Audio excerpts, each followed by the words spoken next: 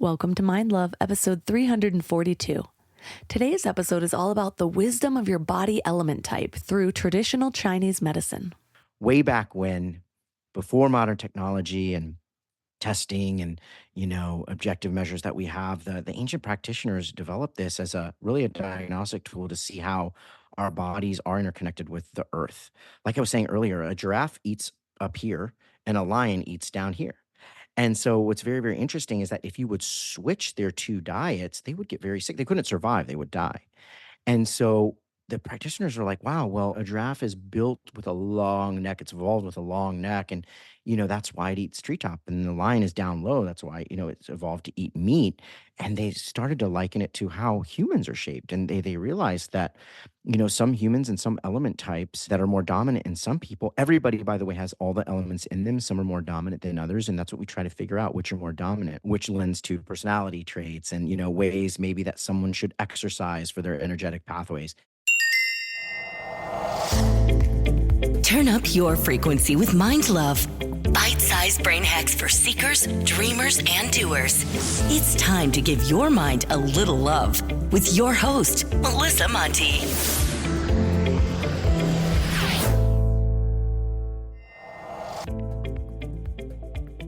If this is your first time giving your mind a little love, don't forget to subscribe to the show.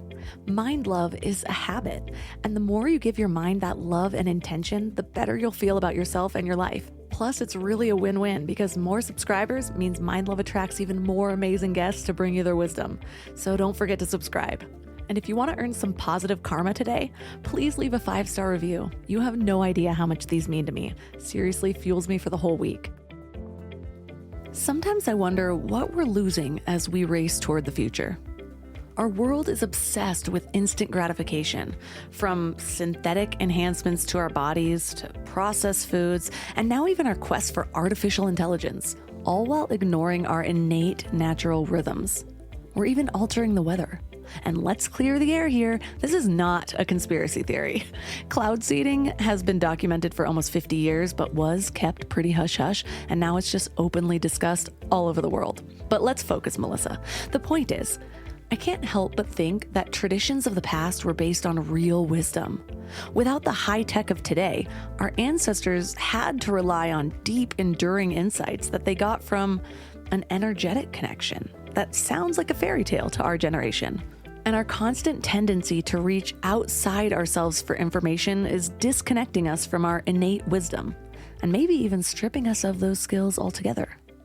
Don't get me wrong, I love technology. My whole business relies on technology. And not all of it is taking us away from these practices. It's actually revolutionized the way that we rediscover and share ancient practices, which breathes new life into them. My own journey back to the basics, embracing acupuncture, clean eating, yoga, meditation, all of that truly unlocked my understanding of health and wholeness. I'm fascinated by the depth of knowledge that our ancestors held before advanced technology.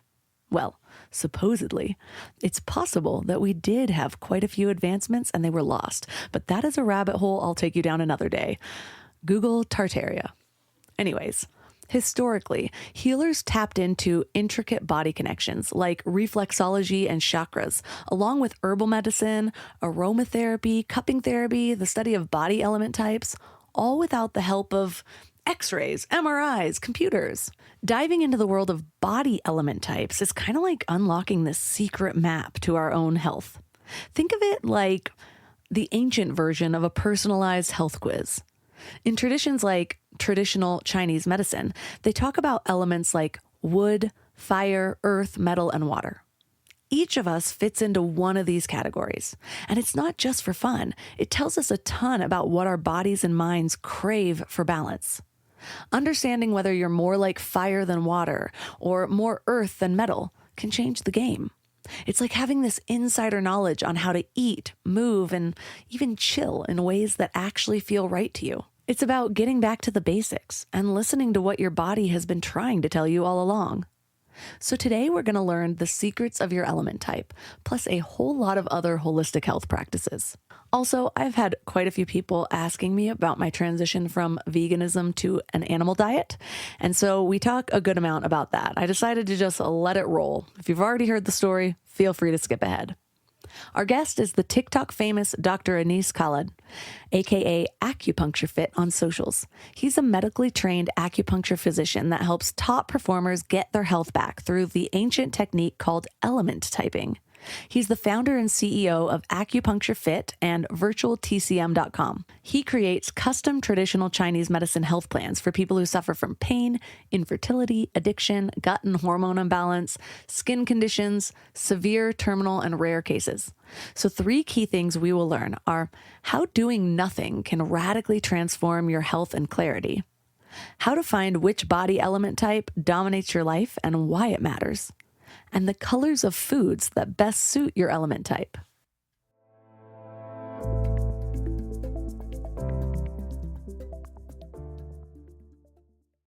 This episode is sponsored by BetterHelp. Let's be real about something. Workplace stress is not just part of the job anymore. 61% of people are dealing with stress levels that are way beyond normal, and it is not sustainable. I used to think that grinding through stress was some kind of badge of honor. Push harder, sleep less, ignore what your body was telling you. And it nearly broke me when I was working for startups. And look, maybe that voice in your head telling you to make a change is right. Maybe you do need to quit your job or completely flip your life. But whether you're making big moves or just trying to survive your current situation, you need tools to handle it well. And that's where therapy comes in. Modern therapy teaches you how to set boundaries without the guilt, how to trust your intuition instead of second-guessing yourself constantly, how to make better decisions from a place of clarity instead of chaos. And BetterHelp is the world's largest online therapy platform with over 30,000 therapists. They've got a 4.9 rating from 1.7 million reviews because it actually works. You can talk to someone from anywhere, and you can switch therapists anytime if it's not the right fit. A vacation won't fix chronic stress, but the right support can help you navigate whatever comes next. As the largest online therapy provider in the world, BetterHelp can provide access to mental health professionals with a diverse variety of expertise. Unwind from work with BetterHelp. My listeners get 10% off their first month at betterhelp.com/mindlove.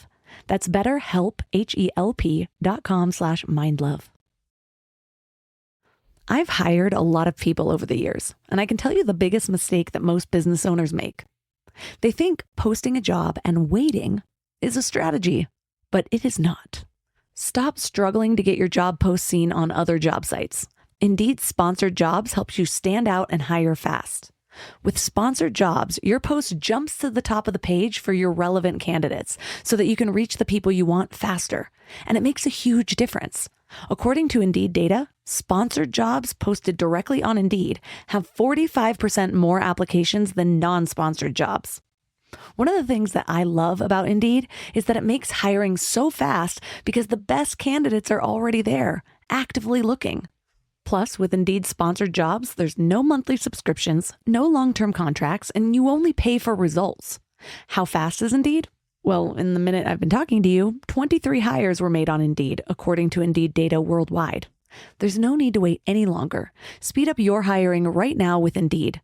And listeners of this show will get a $75 sponsored job credit to get your jobs more visibility at Indeed.com/mindlove. Just go to Indeed.com/mindlove right now and support the show by saying you heard about Indeed on this podcast. Indeed.com/mindlove.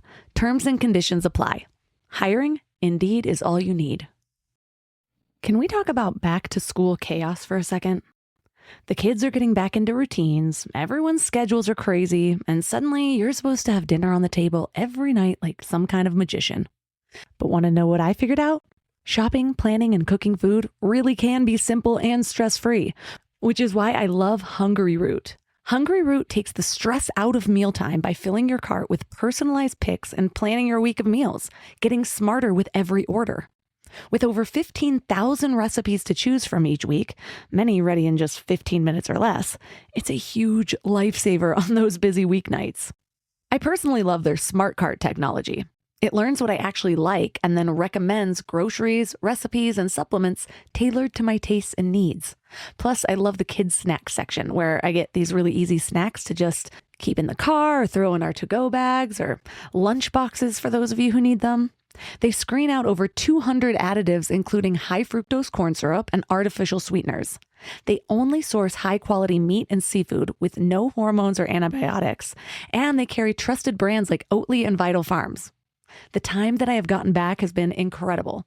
Take advantage of this exclusive offer. For a limited time, get 40% off your first box, plus get a free item in every box for life. Go to hungryroot.com/mindlove and use code MINDLOVE. That's hungryroot.com/mindlove, code MINDLOVE to get 40% off your first box and a free item of your choice for life. hungryroot.com/mindlove, code MINDLOVE.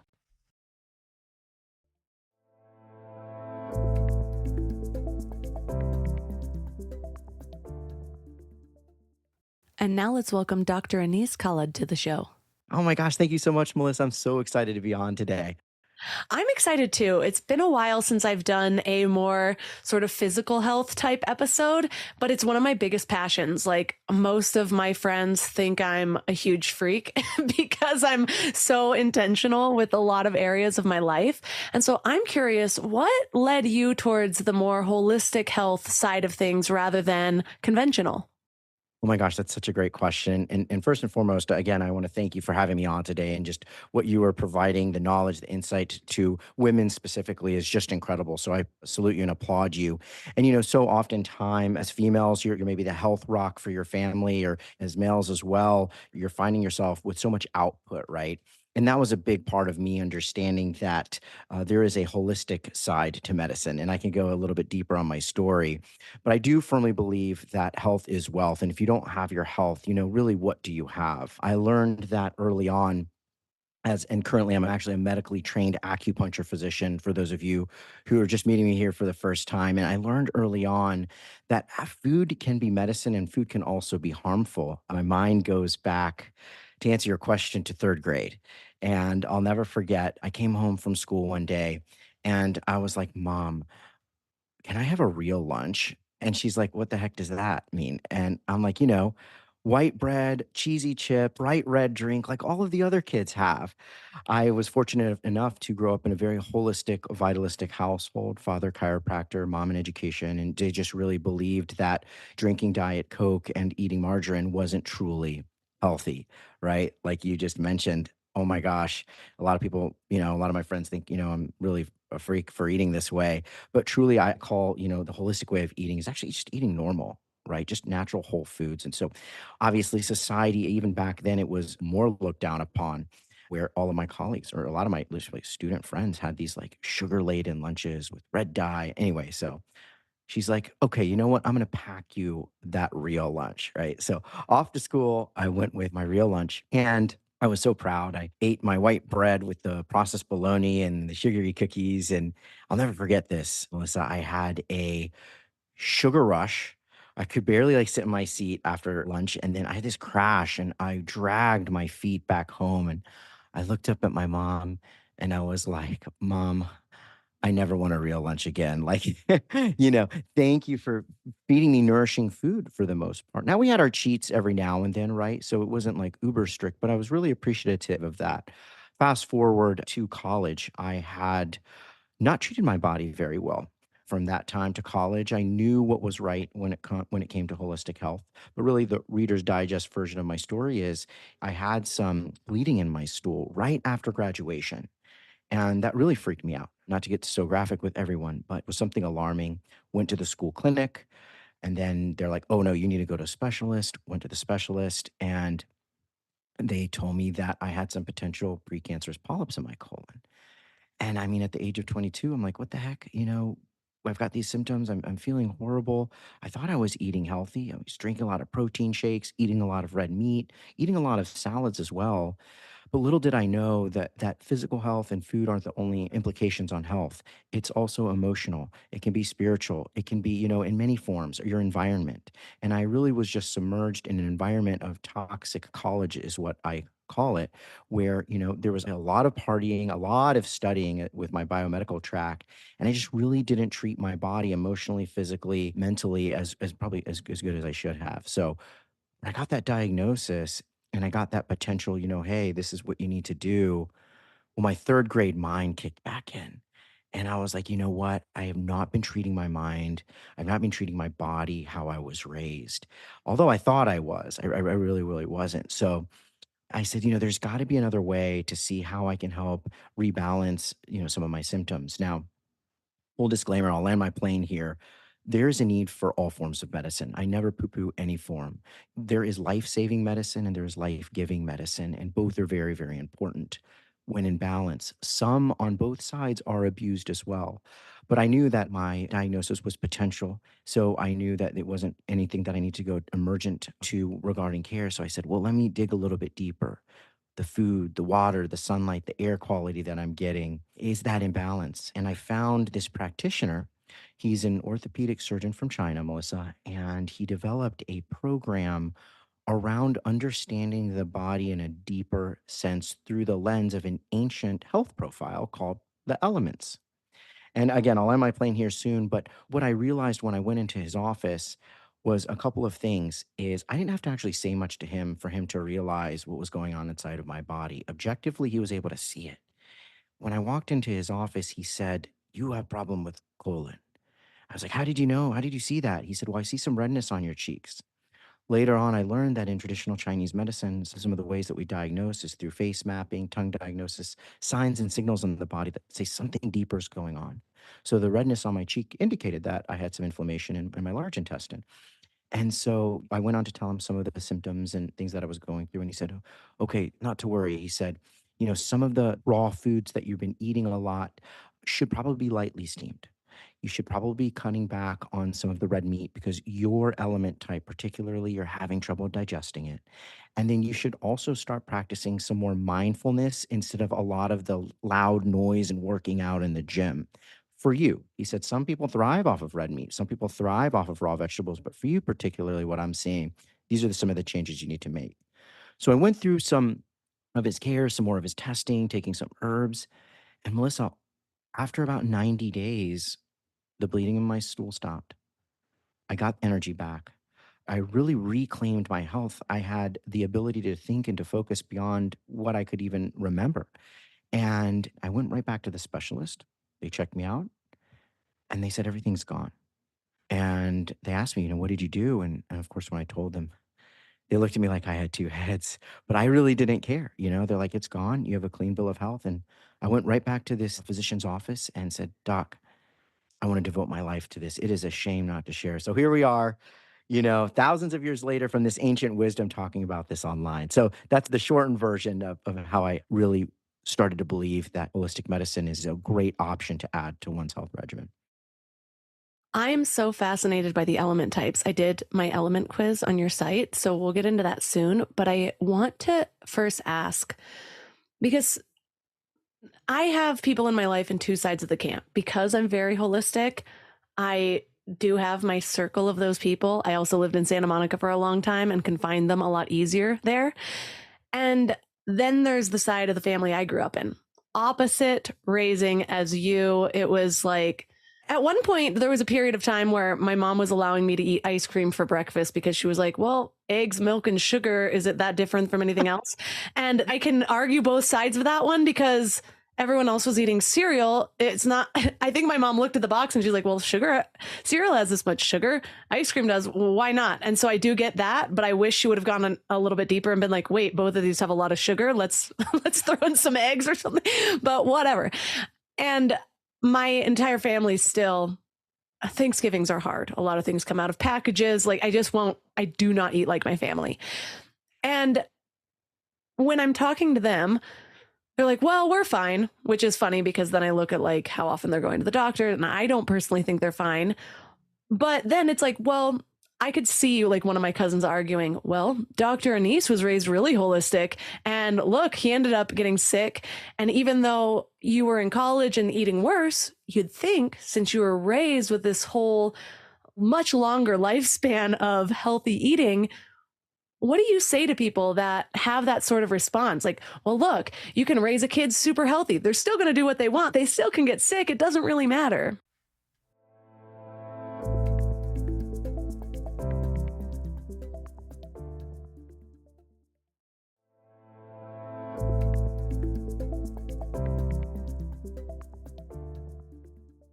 What do you say to people that have that sort of response? Like, well, look, you can raise a kid super healthy. They're still going to do what they want. They still can get sick. It doesn't really matter. Mm, I love that question. So from my heart, it's this, and I'll take it a step further. I get this question a lot too is, why should I care about eating healthy? Aren't I going to die anyway? Well, I got to tell you, Sound like my going stepdad. He's going like, I through just want to get good till I'm 65. I'm like, you're 65 now. Do you want to backtrack what you said? Continue. I know, no, that's great. And see, this topic is all around the buzzwords clean eating. And it's something that we talk about on our verified TikTok account. We've gained virality because there's a need for this question. And at the end of the day, there's one way to go from, womb when you reach the tomb. It can be with peace and grace without suffering. And there could be another way, very, very painful. And our bodies were built and engineered for health, for balance, for vitality, right? So one may lead a very, very healthy diet.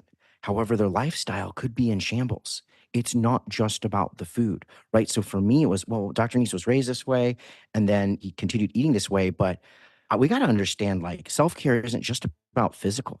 It's about the mental, it's about the emotional, it can be spiritual, whatever your belief system is, and really looking at all aspects of it to say, hey, okay, well, this point in time, the difference from holistic medicine to conventional medicine, the biggest difference that I see is what we ask.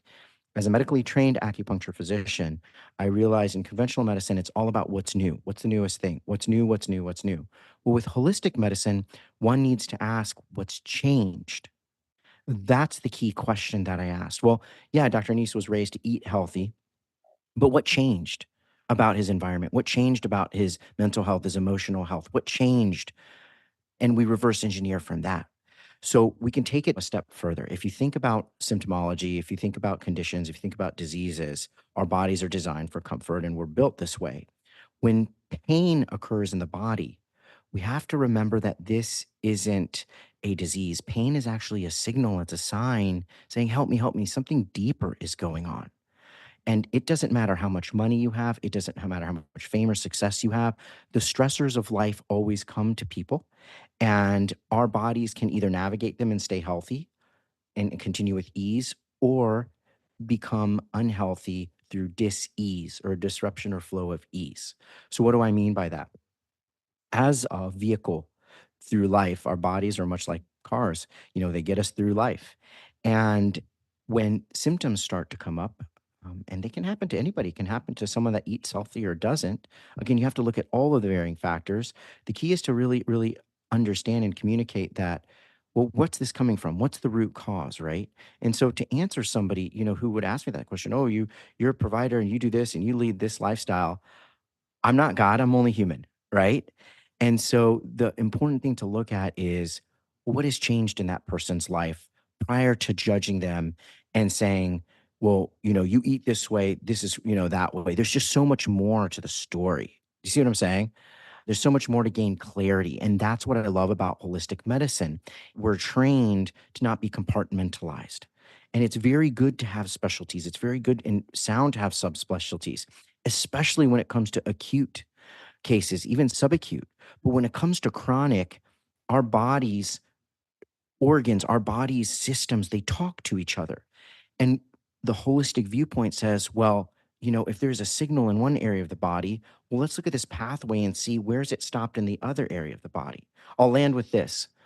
If the light switch isn't working and you go just to change the bulb, like the bulb's not working, right? And you just focus on the light bulb. Well, the light bulb's not working. It could be the switch. So our bodies are designed that way. Cars are designed that way. A check engine light comes on. You have two options. You can either take a Band-Aid and cover it over the check engine light, or you can go and open up the hood of the car and see how the parts working together. You might need a little bit of both. You might need a remedy, a med to cover up the symptom initially to get you to where you need to be. But eventually, if you just cover up and you don't look at the root cause, the deeper issue, and take time to do that, that explanation right there, I say, is what removes probably the judgment from that statement. Is let's get down to the root cause to see what's changed about his life versus just judging the symptom up front. That realization was pretty life changing for me because, like I said, I come from a family of quick fixes. For real, my uncle, when I visited my grandma, he lives there, I found a bottle of pills that said it was the Barbie pill and it said it was for weight loss, helped you tan, curbed your appetite. Like, I'm like, this is, and it was so funny because in college, I actually heard of this and I was like, how do I get this? Mind you, I was on copious amounts of Adderall and like also bulimic at that time. And so I was all about that as well. And then I had moved away from that. And then I saw this bottle and was like, oh my gosh, it's like a blast from the past. Like, good thing this wasn't 10 years ago. I would have been like pocketing that. But it's difficult being raised in that and like separating your mindset from it. At the same time, I tried healing from bulimia for, I was bulimic pretty heavily for 10 years. And about 5 of those years, I was really trying not to be. And ironically, the only time it started to improve first was when yoga teacher training. I credit that to understanding my body more, developing a different relationship with my body. Before that, I was at the gym a lot, but it was like forcing my body into submission. And that's how I started yoga. I actually used to get really angry when the classes weren't hard enough. Like I would go to the 6 a.m. class and they would start super slow. And I actually had a conversation with one of the teachers afterwards. And I was like, you know, I'm pretty sure the people that are arriving at 6 a.m. are a little more hardcore than that slow start you did today. She like looks at me. She's like, well, most people are tired. I'm like, I'm not. Mind you, I was like 40 milligrams of Adderall deep already, but whatever. And so I started to develop a different relationship with my body, though, throughout the next couple of years. And then it was actually when I found love that it like melted away. It's so odd. I was doing really well, mind you. I feel like I had to be in a good place to even attract that kind of love, but it was still a struggle for me. Like I had to have my structure in place. I could not eat certain foods without it spiraling me down. And then I remember actually sitting in the kitchen. He was my boyfriend at the time. And I was eating a sandwich and I did not have the impulse to overindulge. I didn't have to do any of the things. And I was like, oh my God, I have not felt this since I was a child. And I teared up because it was such a big moment for me. And that was one of those just landing points in my mind of these things aren't just about the thing. They're connected to so many other things. What is it about me feeling loved that is helping me to move through this thing that has been taking over my life, imprisoning me for so many years? And mind you, I don't think that was the only thing at all. There's a lot of things. I had to learn about addictive foods. That's why I personally get really triggered about this whole like no food is bad food thing. And I get that it goes both ways. Some people are triggered by the opposite of that. I'm like, if nobody told me that these processed foods were meant to be addictive, I think I'd still be bulimic. Like it would have been so difficult to get off of that. And so I just cannot internalize the idea that all food are equal. And I feel like this is the hill I will die on, but I also don't want to shame people for their choices. And now I'm rambling, but that whole holistic idea changed my life, but it's really difficult to get beyond like those quick fixes of medications. And so even now I call it my witch cabinet. It's like tinctures, all these like homeopathy, things like that. But every now and then when I get really sick, I'm like, should I just go buy NyQuil? And then I'm like, I just read an article that NyQuil technically does nothing positive for you. Like there were studies. And so it's just funny how like in the points of pain, people will slide back into like the old things when a big part of their brain really believes there's a better way to be. When do you decide when to incorporate traditional medicine? Because I've kind of landed on never, unless I'm like breaking an arm. And I know, again, I'm a little bit extreme for some people. So I'd like to hear it from your perspective. I'll answer that in a way of the emotions. I firmly believe that the goal is to be so in touch with your body that you can go to intuitively eat. That's like that really the end goal. And just to be so in touch with your body that you know what practitioner you should probably go see. And if you don't, seek medical advice, seek holistic advice, do the research. So it's all about asking the right questions. There's this notion, like you said, that all food is the same, right? I'd be curious to wonder why a giraffe only sticks to leafy green vegetables, right? Treetop vegetables, and doesn't eat a lion type diet, right? Like if all foods were not harmful, why in the animal kingdom does a giraffe not eat everything that's out there? Why do they only for their body type, for their build, why do they just eat one type of food, right? Why? And that's what the traditional Chinese medicine practitioners realize that some people are built for certain types of food and others aren't. And it's proven in the genetic testing. There's tons of research out there on that I can even send over to you. But that's a remarkable story that you just told me that to overcome bulimia. And, when it comes to the perspective of traditional Chinese medicine, when I pick, when I choose what is right, what is optimal, what is normal, what is emergent, there's a couple of avenues that I look at. So, number one, why not use modern technology that we have? I run my labs yearly. If something comes up or something is wrong, run them again and then compare my last labs to my current labs. What's changed? What's within range? What's out of range? We have to respect all the forms of medicine. Thank God for conventional medicine. If my blood pressure gets lower than a certain value that I know is emergent, right to the ER or right to the doctor, because the meds that are out there are life saving. But again, when it comes to the chronic conditions, right, where it's not extremely low blood pressure, extremely high blood pressure, there's that area where it's like, okay, the body is stabilized. Why not try natural approach first if it's not emergent? If patient's not having a baby, there's an appendicitis attack. So personally for me, number one is the lab testing. Understanding my labs, understanding what's optimal. And that's really what I specialize in. And I think what caused a lot of us the success in our program is we marry ancient wisdom with the modern technology. Because what that does, it turns the mind away from the businessman, both from the holistic side, because there's a lot of fake supplements out of there. There's a lot of programs out there that people don't know what they're talking about. And it takes the mind away from the businessman, whether you're sold from the medical side or the natural side, and turns the focus back on the human. We dig deeper. Secondly, I pay attention to my symptoms. I try to understand what my body is telling me. Goodness gracious, if all of a sudden I started having a red mass in my leg that was hot, right? Could that be a clot? Oh my gosh, right to the medical doctor. So, really understanding and knowing and acknowledging what's emergent and what's not for me is how I decide what practitioner to go to. Everybody has their own skills. So, it's just knowing the values, it's understanding your own body internally, and then leaving the worrying up to the professionals that are taking care of you, whether it's a conventional or a holistic physician.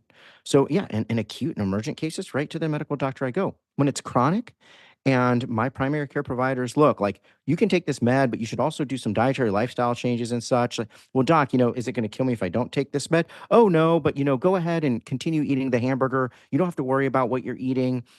Foods that are high in cholesterol. I get this from patients all the time. When my doctor said, continue eating these cholesterol raising foods, but just take this med, right? So it's in those cases where I just have some common sense. And it's like, well, how about if I exercise more? How about if I start eliminating some of the foods that are high in cholesterol? Oh, it's interesting. When I go back to the doctor, my labs are like, oh, your cholesterol's back balanced. We don't need to put you on this med, right? So it's that kind of understanding that I have of my body when it comes to picking the right practitioner. Does that serve? I know I was maybe kind of rambling a little bit. I'm so passionate about this. No, I love a good ramble. If you can't tell by my little monologues, but I love it.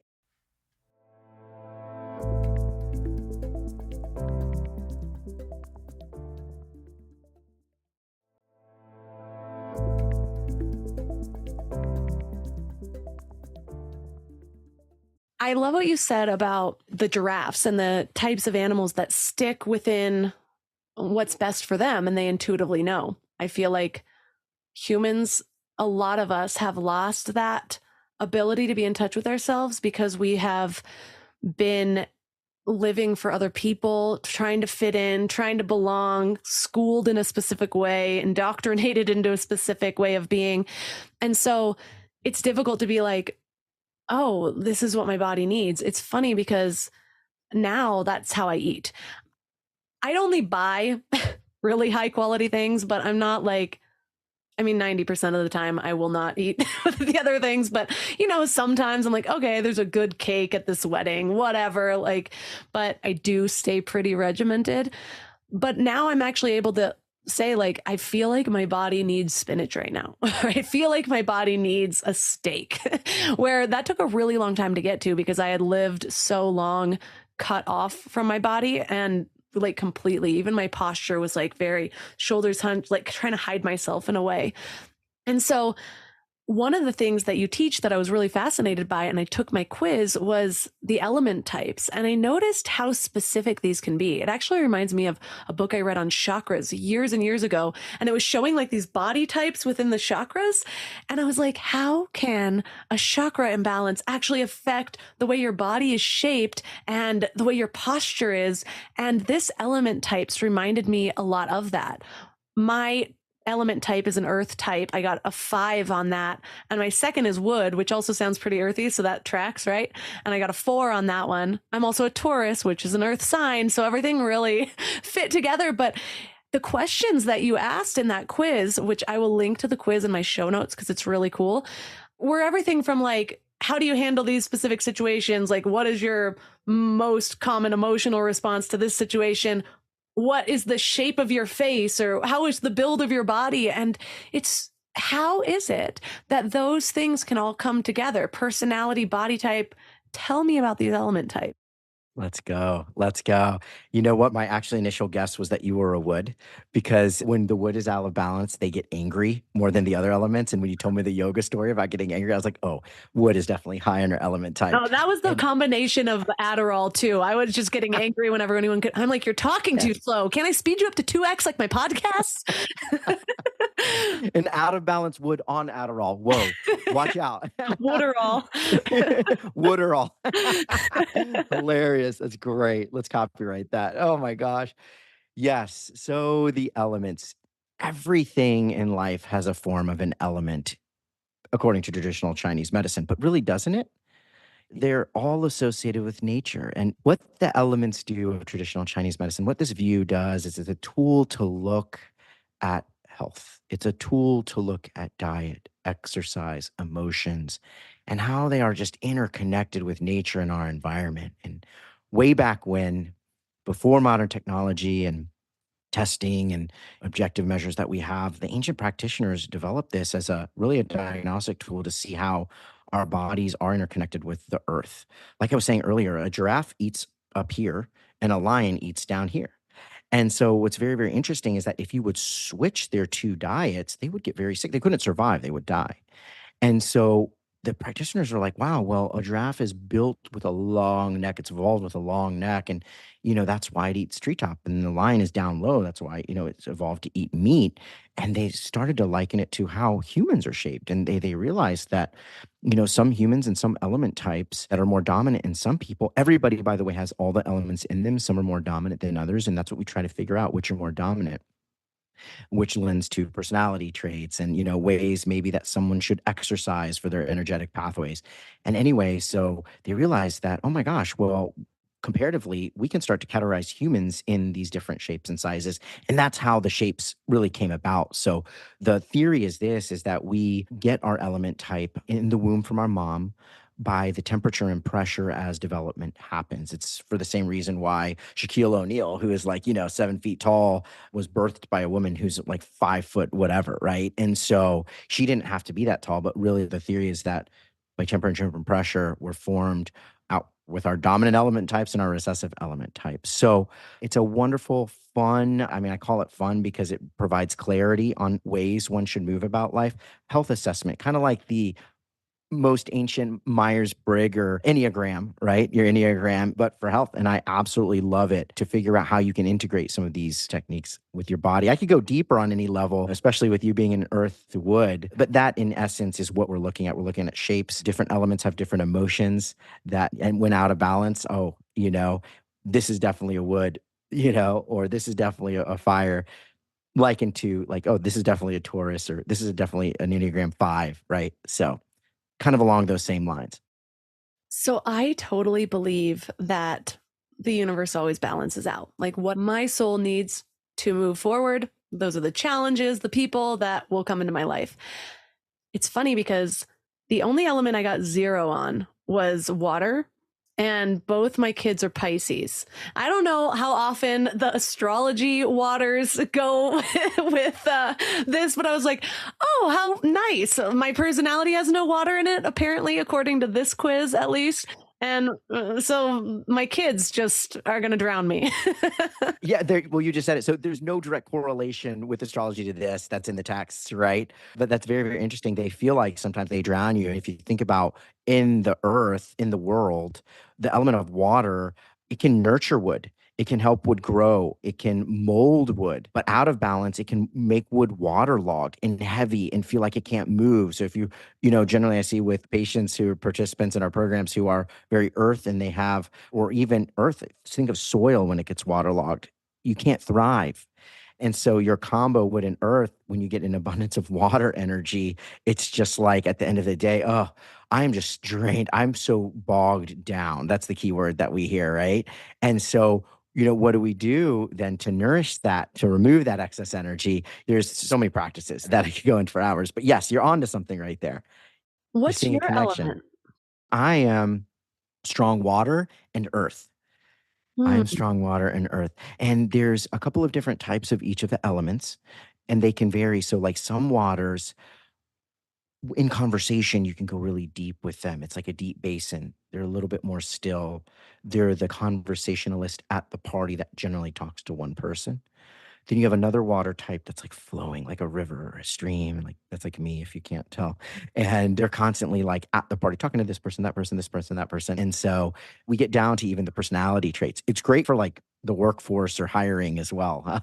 I've had a lot of CEOs, executives use the element typing for fun with their team to put them in the seats in the right bus.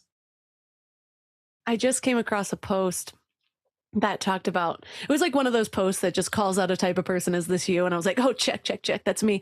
But it was saying like, did you grow up this way, blah blah blah, and it was all about being misunderstood as a child.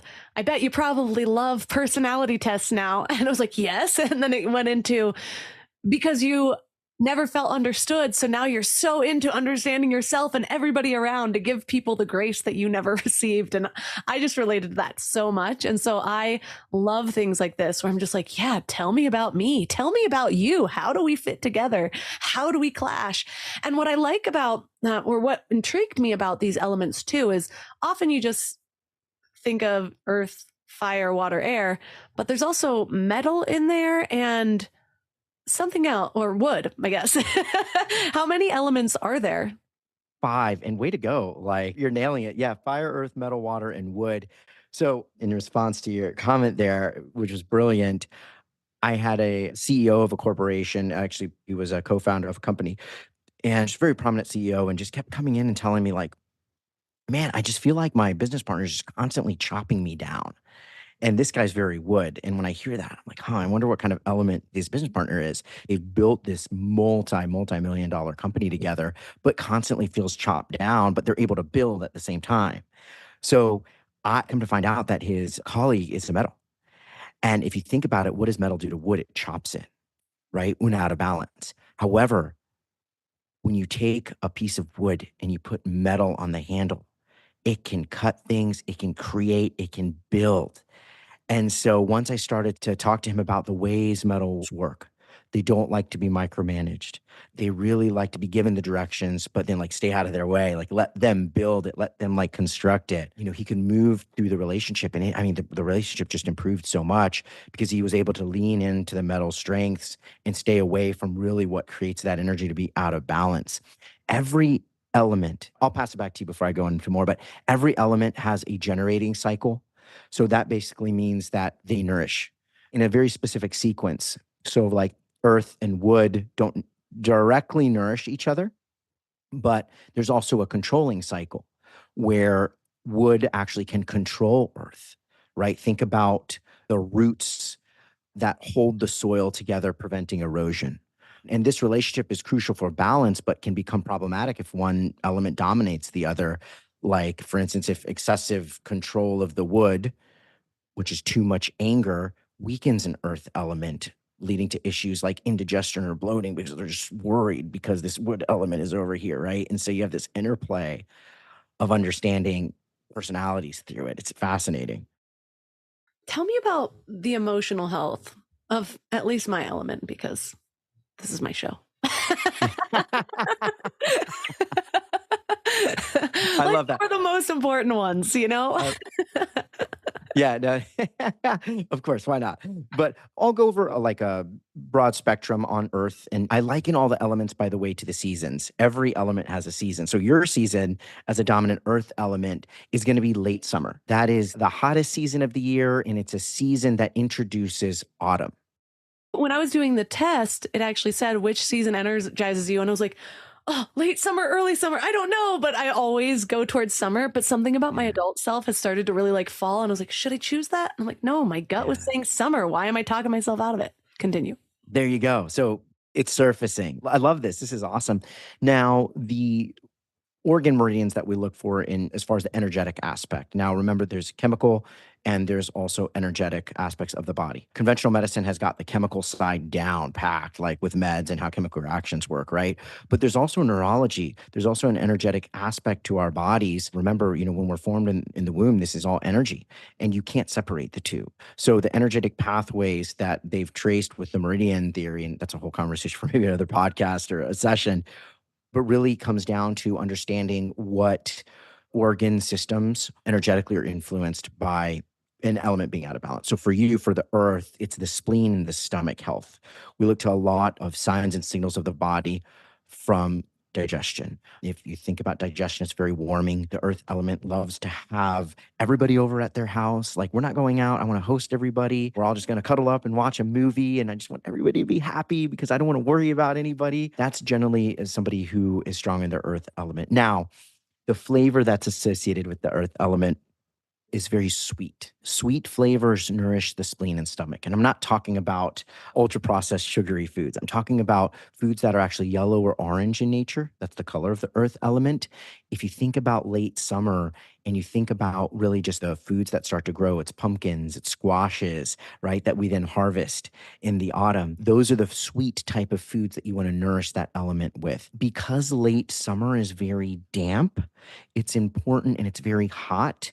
Energetically, we love to nourish the earth element in traditional Chinese medicine with foods that are actually the opposite of that, that are more drying and cooling foods. So late summer foods, that are sweet in nature are yellow squash, carrots, corn. Then you have fruits that I come to mind that are more orangey and yellow, peaches, bananas, pineapples. And then you've got like the drying foods that nourish the earth element, barley, oats, wheat. And it's so key. It's so key for the earth elements to stay away from ice cold drinks, fried and high fat foods, and foods that are extremely sweet, because we say this takes the element on overdrive. So, high level, that's the earth. And when it comes to the emotions, and then I'll pass it back to you. I love this conversation. And by the way, if you're listening right now, you aren't in a right place, and you're wondering maybe what is my element, you can go check that out. There'll be a link there. But I'm just so grateful that your earth element is strong, Melissa, because this podcast that you've created and what you've done for humanity with what you preach and what you talk about truly is using your earth element for good, right? So I always tell everybody all elements are good, use them for good. They can be bad too, but you're using it for good. Emotionally, worry and overthinking are associated with an imbalance in the earth element. So when the earth element is balanced, there is a sense of being grounded. There is a sense of being caring with boundaries and or borders. I don't just like to say put up boundaries and walls, but have borders as well, to be able to let people come in your life and out of your life, not just completely cut them out of your life. It's important for the earth element, but to establish both of those for themselves and for others. Because if you let people too much into your life that cause excessive worrying, that waterlog, you don't have a good balance of that, that can really, really bring you down and cause you to overthink and overworry.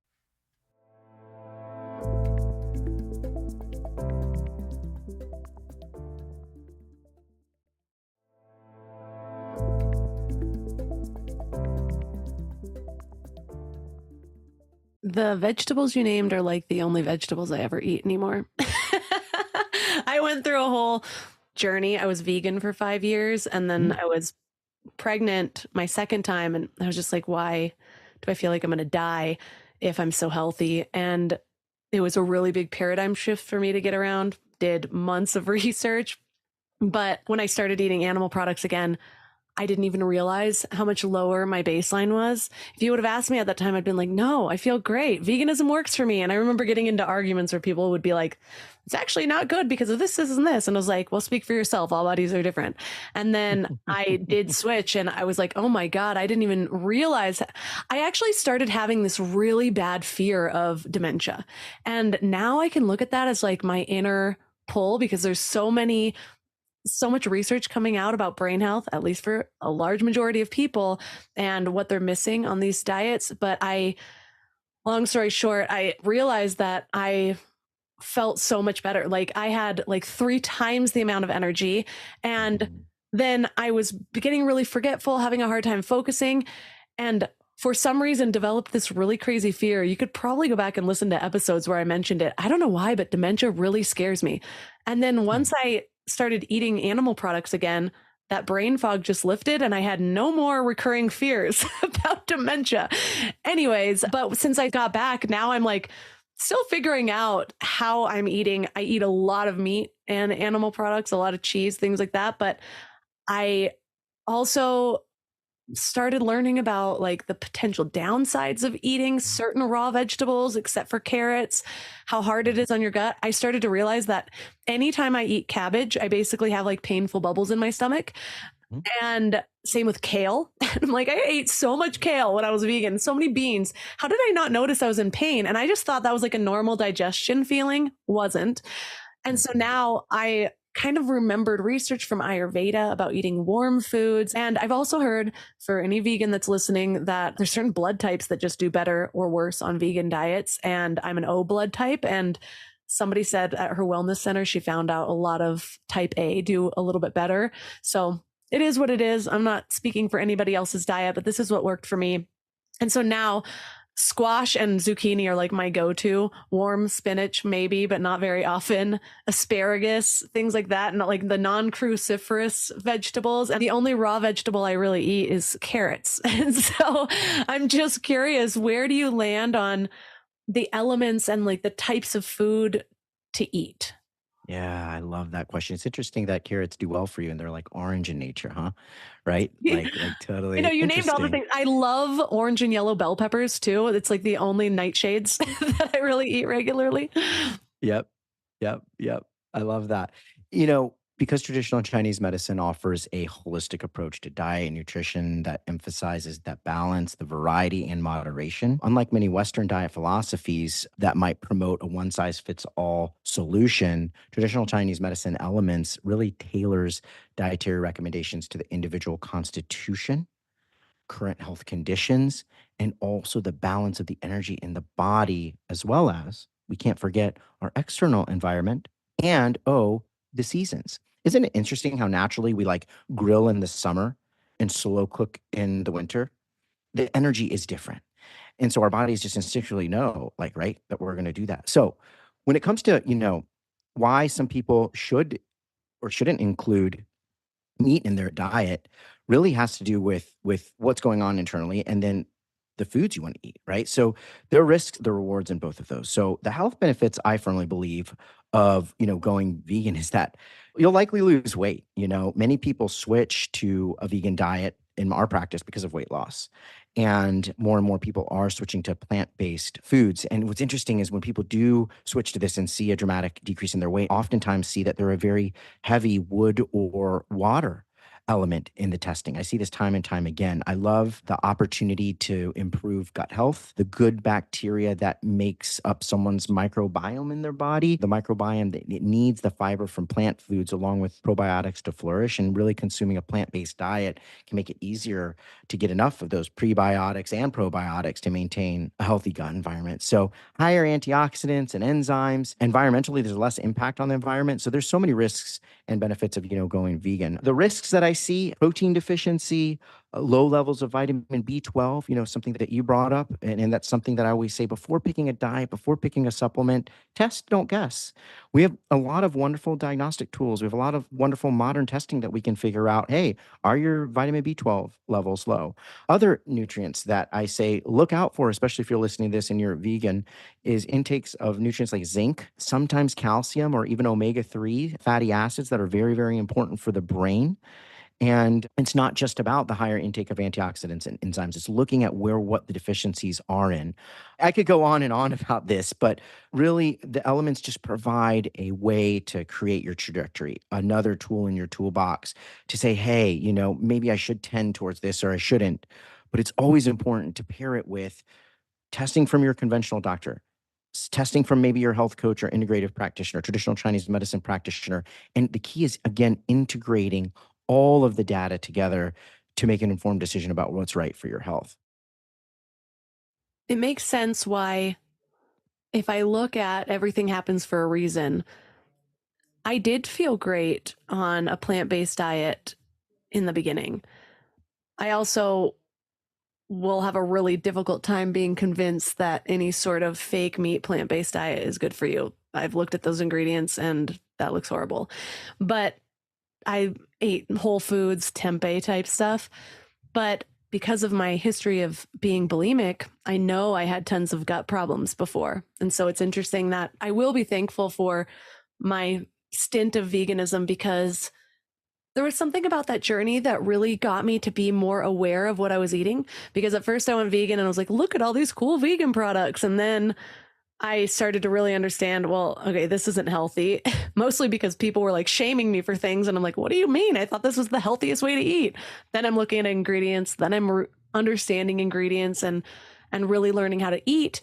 And being that restrictive got me to a point now where it was a lot easier for me to go to the animal diet and be like, okay, well, if I'm going to do this, I'm going to eat regeneratively farmed food and grass fed and raw milk, and really leaning into that. Whereas it would have been, I feel like it would have been difficult for me to go from eating anything to the way I eat now, just because it's so much more expensive and just, it's difficult to get those foods. I have to special order a lot of them. So it was a good kind of evolution of being there. But that reminds me, I saw a video on one of your pretty much viral Instagram or TikTok accounts about gastritis. What do you teach people on dealing with that? That's something, it's funny because I've been eating very intentionally for a long time. I don't have those same feelings anymore now that I mentioned how I noticed it was actually a lot of the vegetables I was eating that was causing those pains.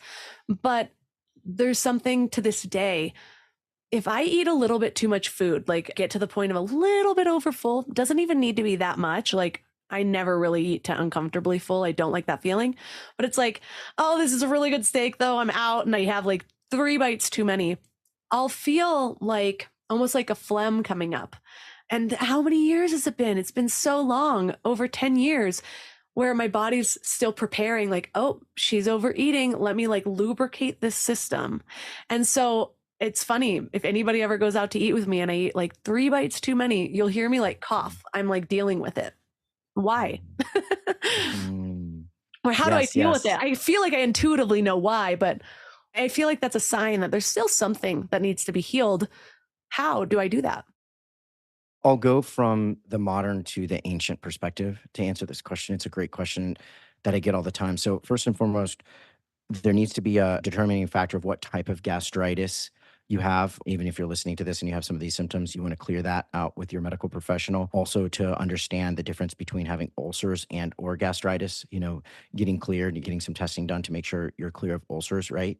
And so when it comes to the types of gastritis, you have one type that's a chronic gastritis, and it sounds like something you've had for quite some time, right? This is a type that develops gradually. It causes more long-term complications. And some people might not experience symptoms for years, yet they have it for years.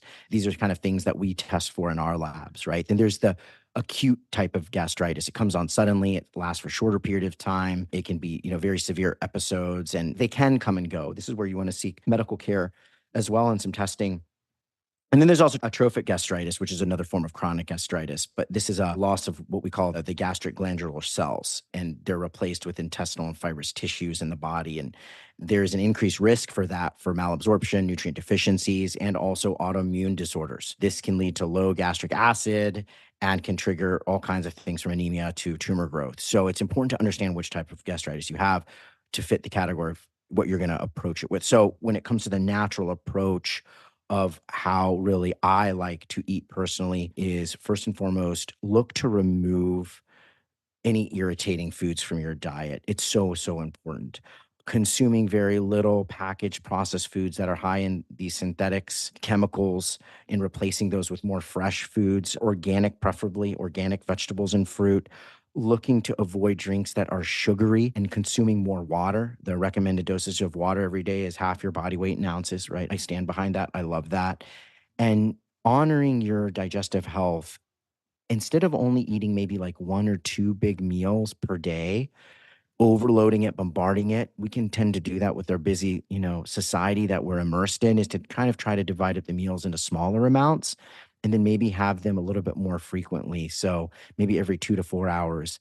Everybody's different on the breakfast front. With gastritis, I always say don't skip breakfast. Try to finish your last meal within 3 hours of going to sleep. So you're not sleeping with a full stomach. So on the front and back end, you want to bookend that too. You don't want to leave the stomach too empty. And experimenting with spicy foods, see if those make the gastritis symptoms worse or not. That's kind of where I always start. You can't out supplement good eating. There's so many supplements out there. There's so many programs out there.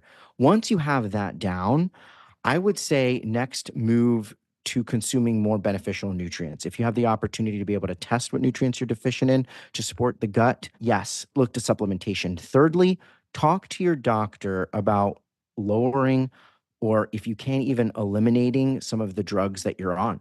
Talk to your doctor about that. Look to the side effects of your drugs. See how they might be leading to gastric problems due to changes in your stomach acid. That's something that I often tell patients to go back, and the doctor's like, wow, like that's really cool that you care that much. And they either switch the drug or they look for other options. And then it's amazing because they don't get as many, or they do get less side effects by doing that. But you should only, if you're listening to this, consult your doctor when it comes to that. I do firmly believe that a lot of this and a lot of these symptoms have to do with a lack of circulation, and also being able to control your emotions and lowering inflammation wherever it is in the body, if approved by a professional PT, chiropractor, medical doctor. Lowering inflammation through exercise and through controlling stress is going to be so key, especially for you as the earth element, where you house a lot of the worry right in your stomach, right? That's something that I encourage people to get behind. Where are these symptoms showing up when you're worried, when you're stressed? Are you getting knots and butterflies in your stomach? Pay attention to that. And when you are in these stressful moments, look to guided meditation, look to different exercises and stretching to help soothe that stress, to calm the nervous system. Because remember, the vagus nerve, and there's a lot of studies behind the gut brain connection. There's an impact, there's a lot of emerging research on the impact of your mind and your gut and that connection. So stress and exercise, I think, are very key. Any questions on that? Or I could take it a little bit further in the traditional Chinese medicine sense.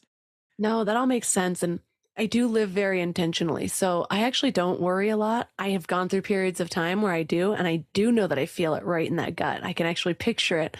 The last like 2 years, I've been pretty balanced. I have my meditation, yoga, Peloton, got my things, go on walks, outdoor. Nice. I'm pretty much like, okay, how am I watering my plant? Like, am I getting sunlight? Am I nourishing myself well? I don't eat very much processed foods at all. We just don't even really buy it. So yeah, but it is interesting to me how even with all of that, it's like, oh, there's still this little thing. And I also have compassion for my body, where I'm like, okay, yeah, you don't need to lubricate my throat anymore when I eat an extra bite. And so I'm like, thank you for keeping me safe. And then I usually have a moment of that poor little 20 something Melissa. But yeah, even doing all the right things, these things still sort of surface. I got a whole workup with one of the new kind of functional health memberships and got a whole gut test, and it was a lot better than I thought it would be. I've always had this kind of internal, how damaged is my gut from that period of time? There's like a minor amount of H. pylori, and my doctor was like, it's low enough that it doesn't really matter, but we should watch it. So I don't know, maybe I'll get Mm. your insight on that one. But yeah, it's so helpful because I know for me, I'm like, yeah, yeah, yeah. But so many people, it's a whole paradigm shift to start living this way versus like something's wrong, let me reach for it. But what I've learned is that those symptoms are there for a reason. They're telling us something. And so, yeah, sometimes it just doesn't feel good to feel that way, but how do you really view that illness? I view it like getting sick, where, okay, my body's detoxing from something. If I stop these symptoms, then it's my body's holding on to it. So I don't know if I'm taking that to a whole nother level, but yeah, I just want to thank you for the work that you're doing and for informing so many people. Your TikTok account has over 500,000 followers. I didn't count your Instagram, but there's a lot, like 13,000, something like that. And so many informative, just short, easy to consume videos. So whereas this area is so overwhelming for people, you've really broken down this content in a really fun way to understand. And so I love leaving listeners with a little homework assignment, like growth work. If they're focusing on one thing this week, what should it be? I'm going to add in to take your element types quiz, which again, I will link in the show notes. But what do you think if you just can instill one little seed of advice for people this week to feel a little bit better? What would that be? I love that question. It would be this. This comes from one of my mentors, and this is why I love passing this along. Dr. Josh Axe, one of my dear friends, and he taught me something very profound in the last 2 years that I've incorporated to feel better. And it's this. It's we schedule so much of our lives to do, to create, to advance, and to make money. We have all these distractions in our schedules, right? Take the kids to this and bring so and so to that. Now, the mind, the body has very, very little time to rest. And I want to encourage you right now, if you think about some of the greatest leaders in our time, Mother Teresa, Gandhi, Martin Luther King, some of the greatest thought leaders of the time, there's one common thing that they all did. They carved out time to think. They carved out time to just be still and to just be. And this is a major traditional Chinese medicine philosophy, is take some time in your schedule, carve it out, hard boundaries around it, to just be silent, to rest, and to think, and work from that. Work from that rest. TGIF, Taco Tuesday, Happy Hump Day. It's always like, oh my gosh, thank God I get to rest. We say that's working to rest. And the biggest mind shift that's happened in my life is to actually flip that around and work from the rest. So as you look to carve out this part of your schedule, if you're open to it, to just stop and just think and just be, and just kind of just be in silence, and then work from that. It's very, very interesting. And I'd like to know some of your feelings on this, on those of you who do this tip. How does your work feel? What are the results of your work when you take time to just be in silence and work from that? What is the energetic shift that happens? I'm just curious to know. So that would be my one tip. Carve out some time in your schedule in silence and rest, and just to be, even if it's for 5 minutes, 10 minutes, and then work from that and slowly start taking your whole life, your sleep, your weekends, work from the rest that you have carved out rather than to. That tip is so good because it's been given in anything from physical to emotional health, but even creativity. Creative experts are like, no, you need that time to like find boredom, allow yourself to think, integrate your experience, just calm down. So I love that tip. I started using a tool recently called Reclaim AI, reclaim.ai, and it actually automatically puts little 15-minute breaks with the little sunglass emoji that says decompress before and after all of my meetings. And so now I was actually just thinking, this is clouding my calendar. Should I delete it? And now I'm like, nope, I think it's my new favorite tool. Thanks for the tip, Dr. Anise. So for listeners that are vibing as much as I am, where's the best place for them to connect? Oh my gosh. Yeah. We've got a couple of avenues. You can text us directly at 407-370-4444. Again, that number is 407-370-4444.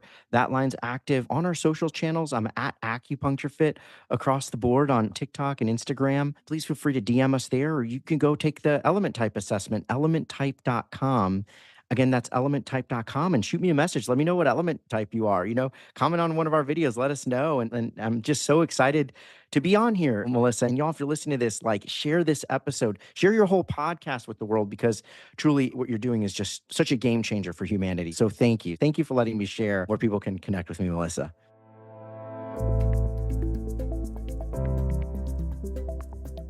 All the links for this episode will be at mindlove.com/342. Your challenge for this week is twofold. Take your body element type quiz. It's super quick and highly informative. And spend some time in boredom. This has come up as a challenge in so many episodes across the board of category. Everything from enhancing your creativity to finding more stillness to connecting with your inner voice to really being in tune with your body. We need these moments of stillness where we're integrating, reflecting, just relaxing without this constant consuming of input in our lives. So do with this time what you will, but just find that time. I love to go on long walks without an audiobook or a podcast, although it seems a little counterintuitive to suggest to you guys. But even when I was working in a startup, I actually convinced our CEO to schedule in boredom time for each of us. So we'd go into the conference room alone and just lay on the floor, doodle, whatever our free time looked like. And it was really effective in enhancing the ideas that we came up together. So spend some time in boredom, take your body element type. All of my amazing sponsors are at mindlove.com/sponsors. Please find me on Instagram at mindlovemelissa. If you like the podcast, you're going to like the Instagram. There's all sorts of short tidbits to just keep your vibes high between episodes. mindlovemelissa. If you love this episode, please take a screenshot, share it on Instagram, tag me and Mindlove Podcast and Acupuncture Fit. And that's all for today. So thanks for giving your mind a little love today, and I'll see you next week. Thanks for tuning into Your Higher Frequency with Mind Love. Head to mindlove.com for a free gift to keep your vibes up until next week. Shopify's point of sale system helps you sell at every stage of your business. Need a fast and secure way to take payments in person? We've got you covered. How about card readers you can rely on anywhere you sell? Thanks. Have a good one. Yep, that too. Want one place to manage all your online and in-person sales? That's kind of our thing. Wherever you sell, businesses that grow with Shopify. Sign up for your $1 a month trial at shopify.com/listen. Shopify.com/listen.